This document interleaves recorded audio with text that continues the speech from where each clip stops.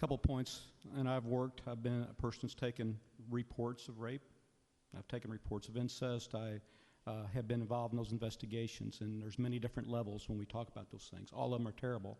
I do agree with you that whenever someone is doing something like that, they should be prosecuted for that.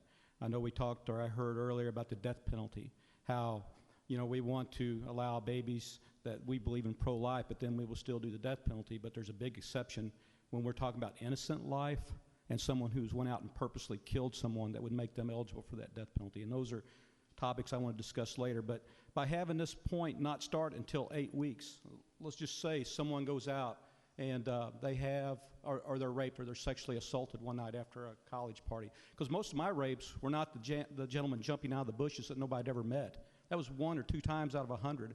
Most of them were date rapes or consensual rapes, which were all terrible. But I'd sat in court when juries would struggle with those type of situations where it was a he said, she said, and they would find the person not guilty. Unfortunate if it really happened, but I had no control over that because it was a judge or a jury making those decisions. But let's just say someone is sexually assaulted.